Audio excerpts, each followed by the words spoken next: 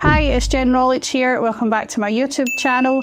Today we have another case study interview for you. So this is one of our long-term clients, Christian. Christian worked with us inside of Built to Coach first and then came into Built for Business as one of our initial beta testers. So we've worked with Christian now for well over a year. He is a fantastic coach, and actually his journey in Built to Coach was such an interesting one because he was one of the first people in his cohort to be able to identify the big biases that were holding him back. Christian was with us in the founders cohort, the initial cohort, and what we found with a lot of the coaches there was that because this information around coaching, your relationship with your clients, how you show up for them, and the way that the dynamic is fueled by yourself, your perception of yourself, your own comforts and discomforts, it was quite overwhelming for a lot of people to recognise that that was something that was at play and impacting their coaching. And he was one of the first people to actually be really open and recognise, I have so many biases here that have caused my clients to have a negative experience and have therefore actually fed into my churn issue. Christian has been able to build an incredible business, working with us over the last kind of year and a half, almost, maybe longer than that now actually, if it was in the original cohort, and also really vastly improved his retention by really focusing a lot of time on the relationships that he builds with his clients. Christian's a really nice, kind and friendly guy, but sometimes found that kindness and that friendliness was putting him in a position where he was almost like his clients' best mates and not actually getting to the position where he could have those open, honest and transparent conversations with them around what was stopping them from being able to move forward. And Christian was really running his business and a lot of beliefs that were fed into him from previous mentorships around how he had to do things. Now that we've spent some time together actually figuring out what's the way that he wants to do things, he's running his business on his terms without feeling like he's stuck in client delivery, but has client delivery working in such an efficient way that he now has the time to be able to focus on building potential and capacity in the business that he just didn't have the opportunity for before. So I really hope that you enjoy this chat with Christian. Let's see what he's got to say. Christian, great to have you here. Tell us a wee bit about who you are, what you do. Give us a wee bit of background. Yeah, so it's good to be here. So my name's Christian. I'm 33, live in Manchester, got a partner called Chloe, and been together 11 years. I've been a coach for 11 years as well, actually. And it's probably the only thing I've ever done. I've done one shift in a pub when I was 19 and I quit the next day because I fucking hated it. So I've been a coach since then, and I've gone through, I suppose, the trenches of working behind reception in a gym, doing your typical stuff like serving memberships, serving protein shakes, and I just actually really enjoying the environment. The pay wasn't great because obviously it's just minimum wage, and I left uni at this point. And when I was at uni, I didn't want to pursue the degree that I did. I just didn't enjoy it, if I'm being honest, and my passion has always been in health and fitness. I've always loved sport, always loved training. And if I'm being honest, I didn't even have plans to become a personal trainer. I didn't know what the fuck to do, if I'm being honest. I just thought, I need to do something. I need to work. I need to get paid. So, okay. So I started working in a gym, and then I just started coaching clients because I got the qualification on the side as I was at uni. Never had any plans to do anything with it. And then my first ever client, Kate, I started coaching her, and then I was just receiving feedback on how good she felt and the changes in her life in terms of just how she felt about her body, and then having more confidence go and do things. And then I think I took things for granted in regards to how good someone can actually feel when they're in good shape because I've always done it. So it's just something that became the norm for me.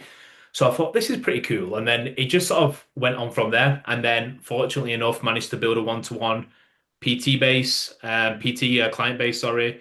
Opened my own gym slash PT studio in 2018, moved online in 2020 because COVID, which was a bad time for a lot of people, but I'm not going to lie, it was a fantastic year for me because it was pretty life-changing. It allowed me to buy my first house with my partner, which I was incredibly proud of. And then I've been online ever since. So that's pretty much about everything about me. Amazing, class. I'm laughing at you doing one shift in the pub and then packing it in. I feel like that is such a rite of passage, working in the pub, so I fucking hated it as well. Okay, fantastic. So tell me a wee bit more about how you felt before you started working with us around your business and your coaching service. Like as I said in the intro, Christian worked with us and Built to Coach first before he then came on board with Built for Coaches, our hybrid product. So go away back when to before you started, and tell us a wee bit about how you felt about your business and how your coaching service was running back Yeah, then. so I think I'll just be like, I'll be straight with this. I was really confident with getting really good results for people who I knew could do the work. So if someone said to me, I will do the work, I will follow what you're going to say, hand on heart, I'd be like, I know I can get you a result.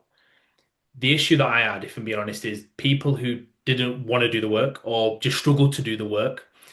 I lacked the skill set to be able to guide them. And then if I'm just being straight, I ended up almost losing hope in them because it's like they're not going to do it. And then then frustration will come into play because I wanted to get a result for this person, and for one reason or another, they struggled to implement the stuff that I was asking them to do. And I just didn't have the skill set to be able to move them forward. So whilst a handful of clients will get great results because they follow what I would say, there'd also be a big part of clients that wouldn't get the result. And I just found that I remember asking myself the question one day, if I had 50 clients that represented, let's say, a client I didn't enjoy working with, it didn't matter how much money I would earn, I wouldn't want to fucking do what I did because it's like it would drain me. So I think that just the frustration would come into play that would affect how I would coach these people because I couldn't just separate myself and just be objective with them, but then also I didn't want to offend them. So the communication with how I worked with people wasn't great. So that sort of harbored a lot of feelings within myself, which was almost like a bit of dread with opening my WhatsApp to particular clients. From like the business logistical side in terms of like financially, I was doing okay. I wasn't where I wanted to be, but I was doing all right. But I knew that there was areas to improve within my coaching skill set. And I swear to God, like before I joined Built to Coach, I was literally looking at like psychology qualifications. I was even debating on doing the online academy that Jordan Peterson was talking about releasing and doing one of his psychology like lectures or qualifications because it's like there's something I'm missing here that I need to do. Maybe I need to like learn CBT or some shit because something isn't working. So that's where I was. I wanted to do better financially, if I'm being honest, and I wanted to be able to help people, or at the very least, know that I've got skills to potentially help someone. But even if it doesn't work, I can separate the emotions that I was experiencing by not being able to help them in the past. And do you know it's so funny because that's something that we hear so often and did hear before we created Built to Coach as well was like people saying I feel like I need to go and do a psychology degree to understand my clients, and I actually spoke to somebody, we've never worked with them, it was in my DMs, who was going to go and do a psychology degree and wanted my opinion on it, and I was like, go and do a psychology degree if you want to be a psychologist, and you want to go down the psychology route. But if you think a 4 year undergrad is going to help you understand your clients better, it might help you understand them in theory, but actually the practical application of coaching is underpinned by all of that psychological theory when you understand it. So you're definitely not definitely not alone in that one. Tell me a wee bit more about what your situation was like in business and coaching. So the challenges that you were facing with your clients, challenges you were facing in business, how was that materializing? What was the tangible impact that was having on both your business growth and your client results? So I think from business growth, I got to a point where I had quite a lot of clients coming in because the results I was managing to get with certain clients just seemed to sort of stand out on social media and stuff. And I got to the point where I got to about 51, 52 clients. But then I started to experience a big churn of people leaving. And it was pretty much clients I couldn't help. And it would be short term. Some clients might leave after 3 months, some after 4 months. So they leave quite prematurely, as the clients who are doing very well, sometimes they'll stay like a year plus. I've had clients stay a couple of years, but there would be a big group of clients who would just leave early, and it was shit because then I felt like I was just chasing my tail in regards to. I became very, very focused on money, and if I'm being honest, I think I lost the focus on actual coaching, and I feel like, regrettably, I think I became more financially focused, and I think I lost the actual care for people.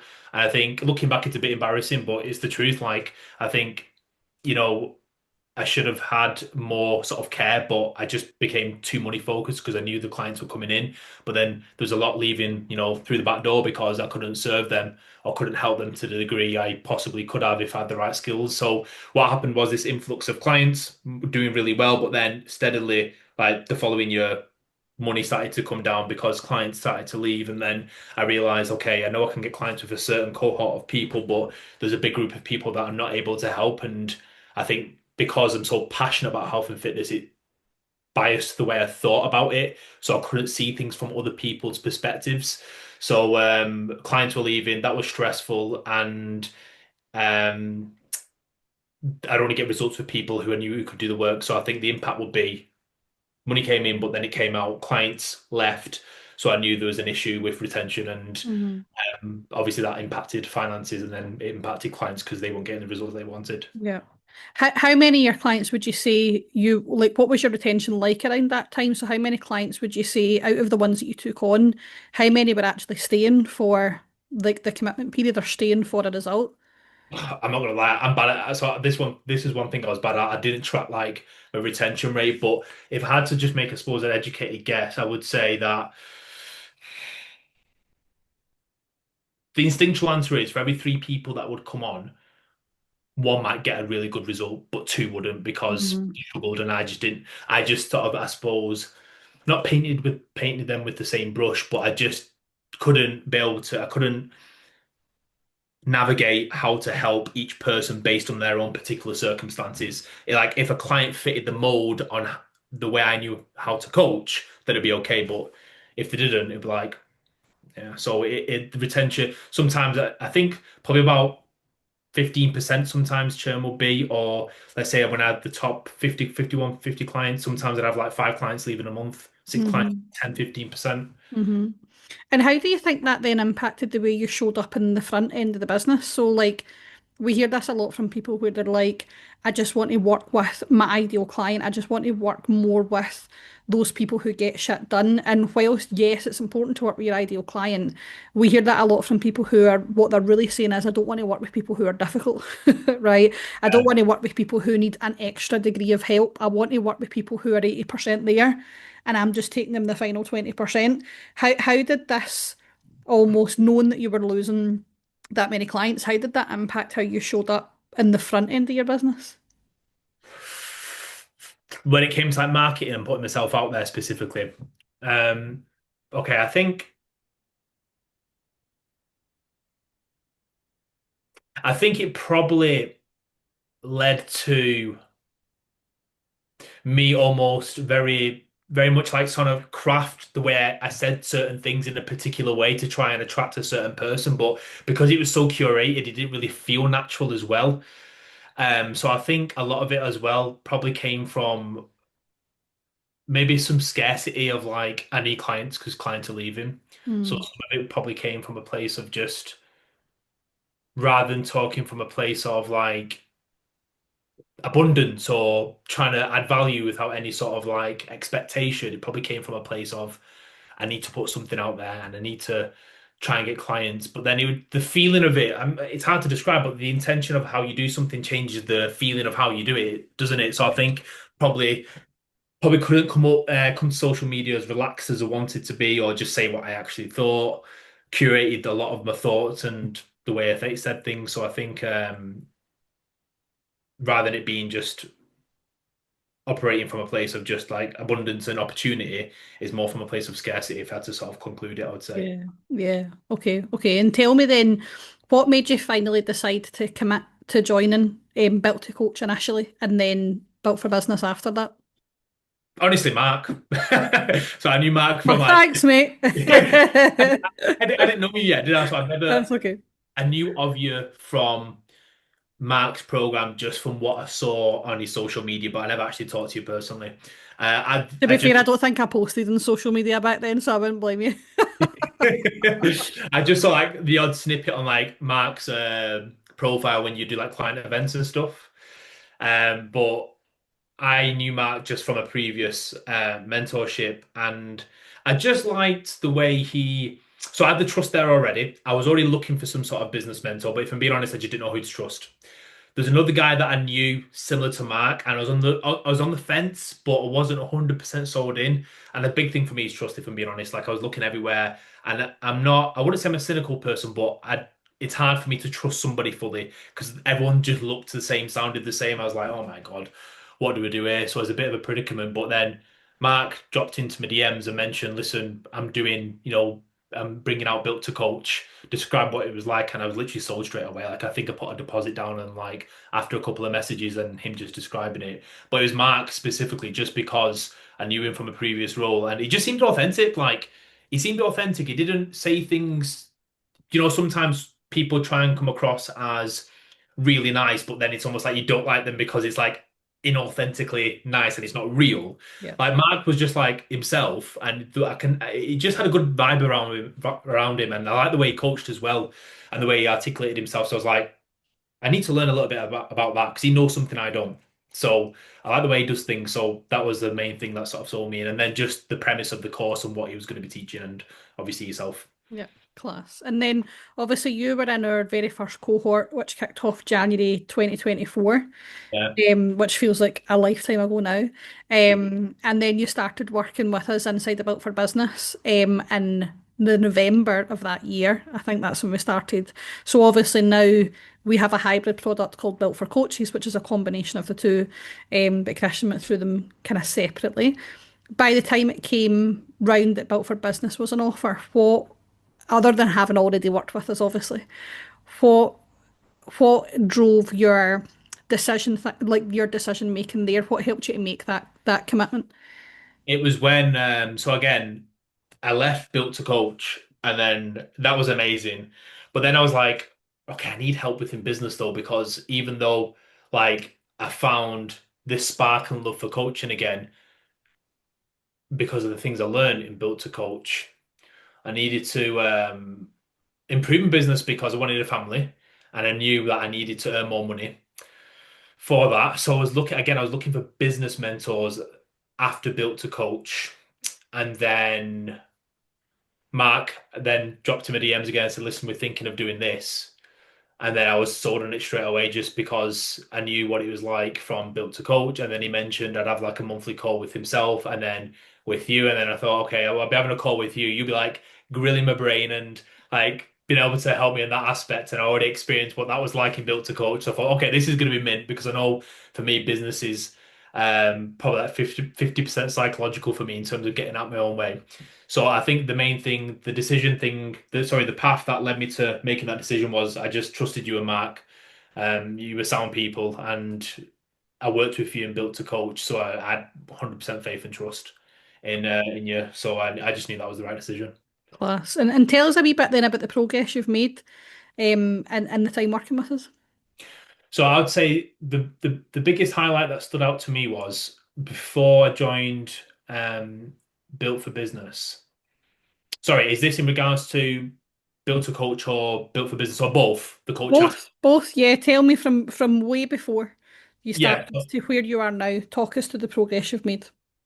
coaching. Obviously, I'm a human, so I'm not perfect. So sometimes I will fall back in these patterns of like biases or like my emotions like influencing the way I coach, but I'm a lot better at spotting it. I can actually spot it now, and then I've got the strategies that I've learned from Built to Coach to be able to self-coach myself, and that's one thing I'm actually proud of. I'm able to coach myself when I'm feeling a particular way and understand I'm feeling a particular way here. What's the way I'm feeling? What is I'm good at identifying the feeling that I have, and then being able to stop myself from just throwing a message to a client when I'm feeling a certain way, which could then potentially make them feel a certain way, and just be more objective. So I'm a lot better at being able to coach objectively in regards to if a client is feeling frustrated or if a client is feeling a particular way because they might have something in the personal life. I'm good at not taking that emotion on and then feeling it inside of me. And I can just detach from that now and be like, okay, this person's going through something. I'm very good at just sitting there and being like, what's going on? I'm noticing this. And in the past, I think my natural default is probably like either avoid it or I didn't want to bring up what was going on for them because I'd feel uncomfortable bringing that up because I didn't want them to think a certain way of me or I didn't want to offend them. But now I can very much be like, this isn't about me. This is about them. Yep. So that's what I'm probably most skilled at, I think. That's from the coaching aspect. And then from the business aspect, I'd probably say a lot more clear on what I need to do in terms of actually trying to run a business. Because I'll be honest, I don't think I'm naturally entrepreneurial. I think it's something I've had to develop over time. I think I'm very good at like doing things repetitively. Like before I joined Built for Business, I just do the same thing, post, message people, post, message people. I'm very consistent at doing that. But the issue was I didn't have the ability to think outside the box. Like you and Mark taught me how to think outside the box, be more creative, don't be scared of being judged. Try something a little bit different and don't be as robotic. So on the first launch, I remember in November, he gave me a framework for doing the Black Friday deal, and then there was a few psychological things that was going on my head in terms of like preventing me from doing it, even though I had the framework. But then that's when you came in and questioned me, and then I realized, okay, I need to get over these problems, and I did. I launched it, and then with that Black Friday offer, it had a massive. It reached one of the posts reached like 1 million people, which was mental. And then I literally had like the most inquiries I've ever had within a 2 month period. I had like probably about 200 inquiries. It was crazy. And then December was the best month financially for me that I've had for about 15 months. And I would say the next big thing is probably the strategy of planning ahead, way ahead of time now, like different having different avenues of like being able to market, whether that's YouTube, Spotify, building an actual system where it's predictable and it's thought out rather than just writing something up, posting, hoping it does something. I've got a strategy of like knowing exactly what to do step by step. And that gives me a little bit more confidence because financially, like I'll be honest, I'm not where I want to be yet.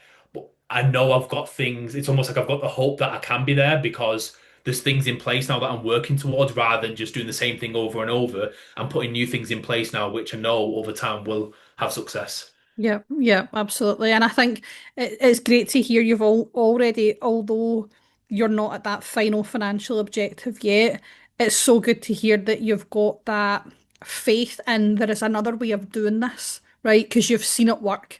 You've got the evidence that actually I've trusted doing things a new way and I've trusted myself to conduct a new process and I've seen the material results that that actually does work. So this is now about how do I embed that for the future to continue to provide that consistency, that certainty. I know that you'd shared before you were taking advice from a previous mentor that was only charge up front, and that was causing so much like uncertainty and concern and worry around like, will next month be as good as that month? You know, like that constant unpredictability then feeds the emotional volatility that then impacts your client. So Yeah. it's that whole kind of vicious cycle. Yeah. Um, that's what I'm hearing here. It's really good to know that you've got faith and understanding that actually this doesn't have to be that way. It doesn't have to feel that way. Yeah, absolutely. And I think I'm a little bit more like I don't know if dogmatic is the right word. That's just a word that just came out of my head. I'm not even sure if I know what that means. But before I was so rigid with like this is the only way, this is the only price I can pitch at. But it's almost like giving myself permission to create more different rules. Do you know what I mean? And not just like rules that have just been that are flippant and just like without any sort of critical thinking, but actually thinking through trying to do different things and it's okay to pivot and change and having different strategies that are thought out. And that's just giving me a little bit more confidence because well, a lot more confidence because I now know that there's more things I can do to improve the business rather than just doing the repetitive things over and over again. Yep, love that. To close, then tell me, how do you feel inside of your business now? How do you feel about your coaching service now? would say hopeful. That's the word that comes. That's probably the word that naturally comes to me. It's hopeful that I can do it. Again, I'm not perfect. I'm still a human, so there'll be days where and weeks where I will have doubt. I don't think that will ever fully go, but I think I'm better at recognizing when that happens and not letting it turn into a spiral, and knowing that I'm doing the right behaviors and actions, and I'm taking a little bit more risk, and I'm trying different things and not letting my own emotions completely block me. And I can recognize when things are getting in the way. I know how to sort of get over them. So I would say hopeful and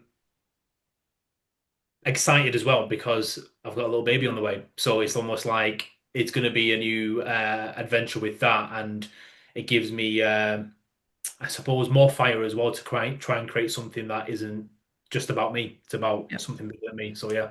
Yeah, it puts a whole different kind of rocket up your backside, I'll tell you that. So Okay, mate, thank you so much for your time. Appreciate it. it's all right.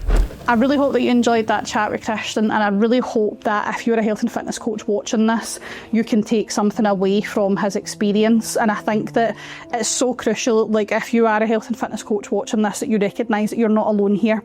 And as you'll hear from the different stories that we share from the people that we work with, these problems are collective. Sometimes it can feel like you're really on your own and you're the only person struggling with these things, but actually to recognise that you are not unique in these issues, that you're not alone, but that actually there is another way. There is another way to be able to do things in a way that is sustainable for you and for your future without feeling dragged into outdated tactics that don't reflect your values, your mission, or how you want to feel inside your business. So I really hope you've been able to take something away from Christian's story. As always, if you've got any questions, anything specific, anything you want to chat about, you can shoot me a DM on Instagram, it's linked below, or you can leave a comment just with your general thoughts on Christian's journey and show him some love there. But I really hope that you enjoyed this, and I'll see you in the next one.